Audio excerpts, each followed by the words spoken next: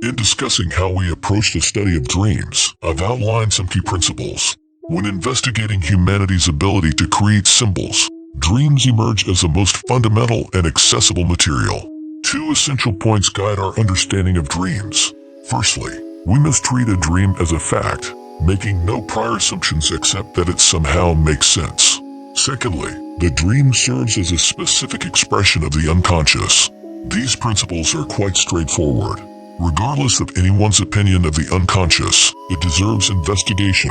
Even if one views the unconscious with skepticism, it's at least as worthy of examination as a louse, which, after all, captures the honest interest of an entomologist. If someone with little experience or knowledge of dreams believes they are merely chaotic occurrences without meaning, they are entitled to that view.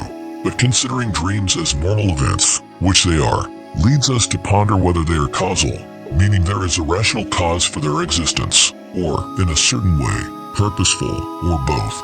Let's delve deeper into how the conscious and unconscious aspects of the mind are interconnected. Consider a familiar scenario. Suddenly, you find yourself unable to recall what you were about to say, though the thought was clear a moment ago. Or perhaps you were going to introduce a friend, and their name escaped you as you were about to speak it. You say you cannot remember. However, the thought has slipped into the unconscious, momentarily separated from consciousness. We encounter similar phenomena with our senses. If we listen to a barely audible sound, it may seem to stop at regular intervals and then resume. These oscillations result from periodic decreases and increases in our attention, not changes in the sound itself. When something slips out of our consciousness, it doesn't cease to exist any more than a car that disappears around a corner vanishes into thin air. It's simply out of sight. Just as we might later see the car again, we come across thoughts that were temporarily lost to us. This hidden part of the unconscious comprises a multitude of temporarily obscured thoughts, impressions, and images that, despite being lost, continue to influence our conscious minds. A distracted or absent-minded person might walk across a room to fetch something, then stop, seemingly perplexed, having forgotten their original purpose. Their hands may grope among objects on a table as if they were sleepwalking, oblivious to their original intention, yet unconsciously guided by it. Then, suddenly, they realize what they want, prompted by their unconscious. If you observe the behavior of a neurotic person, you'll see them doing many things that appear conscious and purposeful. Yet, if you ask them about these actions, you'll discover they are either unaware of them or have something entirely different in mind. They hear and do not hear. They see, yet are blind. They know and are ignorant. Such examples are so common that specialists quickly realize unconscious contents of the mind behave as if they were conscious. In such cases, you can never be sure whether thought, speech, or action is conscious or not. It's this behavior that leads many physicians to dismiss statements by hysterical patients as utter lies. While these individuals may indeed produce more untruths than most of us, lie isn't quite the right word. In reality, their mental state causes uncertainty of behavior because their consciousness is liable to unpredictable eclipse by an interference from the unconscious. Even their skin sensations may reveal similar fluctuations of awareness. At one moment, the hysterical person may feel a needle prick in the arm. At the next, it may go unnoticed. If their attention can be focused on a certain point, their entire body can be completely anesthetized until the tension causing this blackout of the senses is relaxed.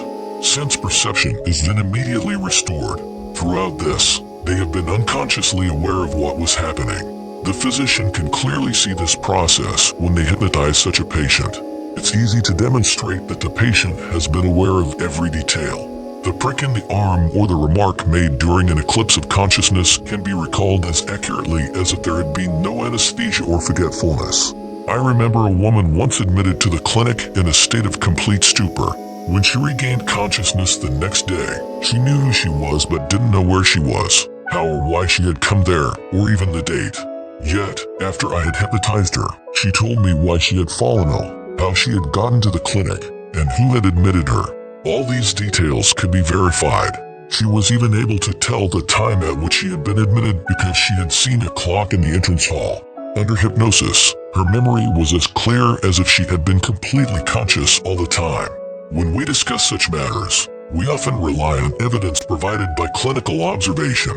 For this reason, many critics assume that the unconscious and all its subtle manifestations belong solely to the sphere of psychopathology.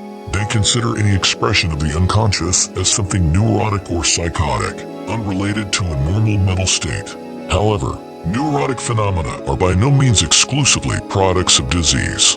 They are, in fact, nothing more than pathological exaggerations of normal occurrences. It's only because they are exaggerated that they are more obvious than their normal counterparts.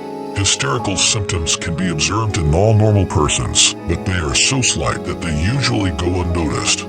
Forgetting, for instance, is a normal process in which certain conscious ideas lose their specific energy because one's attention has been diverted.